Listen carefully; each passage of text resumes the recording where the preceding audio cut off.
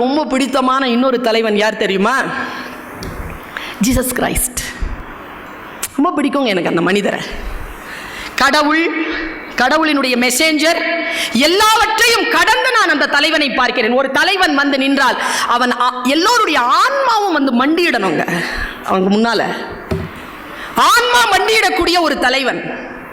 என்ன குவாலிட்டி தெரியுமா? நம் எல்லோரிடத்திலும் அந்த குவாலிட்டி இருக்கணுமா?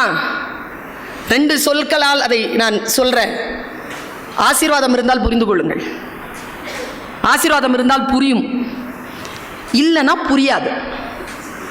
கொஞ்சம் லேட்டா புரியும், அதுக்குள்ள வாழ்க்கை வீணா போயிடும். சொல்ற சொல் புரியணும். பாருங்க, ஜீசஸ் கிரைஸ்ட் யாருன்னா பைபிளை முழுக்க வாசிச்சு பாருங்களேன். என்ன குவாலிட்டி தெரியுமா லீடர்ஷிப்க்கு? நல்லா ஞாபகம் வச்சுக்கோங்க. லீடருங்கிறவன் எல்லாரையும் பின்னால விட்டுட்டு முன்னால நடக்கிறான். அவன் மட்டும் லீடர் இல்ல. எல்லாரையும் முன்னால விட்டுட்டு சரியா போறாங்களான்னு பின்னால நீங்க பார்க்கறான் பாருங்க, அவனும் தலைவன் தான். Good shepherd. Good shepherd is a good leader. Good leader. நான் தான் முன்னால வர வேண்டும் என்று நினைப்பவன் லீடர் கிடையாது. என் சுவடுகளை பின்பற்றி என்று சொல்லுபவன் இல்லை லீடர். அவர்கள் ஸ்டெப் சரியாக போகிறதா என்று பார்த்து பார்த்து அவர்களை வழிபடுத்துகின்றவன் லீடர். என்ன தெரியுமா குவாலிட்டி? ஜீசஸ் கிரைஸ்டனுடைய குவாலிட்டி என்ன தெரியுமா? நீங்க மதம், சர்ச்சு, வழிபாடு, பைபிள் எல்லாத்தையும் மறந்துருங்க. ரீசரெக்ஷன் அது எல்லாத்தையும் மறந்து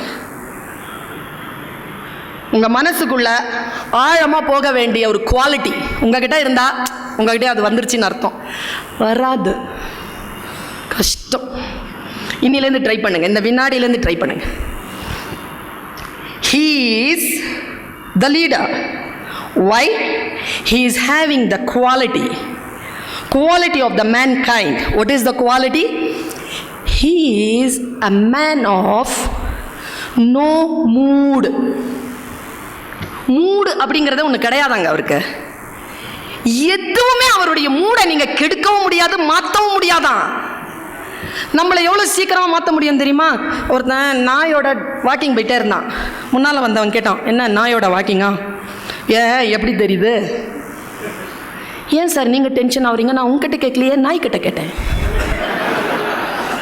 முடிஞ்சு போச்சா? அந்த நாய் சாயந்தரம் வரைக்கும் கடிச்சிக்கிட்டே இருக்கும் நம்மளை. மூடு இப்படி கெடுத்துடுறாங்களே.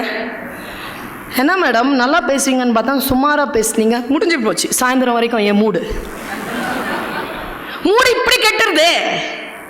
யார் தெரியுமா தலைவன்? மூடே கிடையாதுங்க. அதனால்தான் ஆன்மா வந்தால் அவனிடத்தில் மண்டி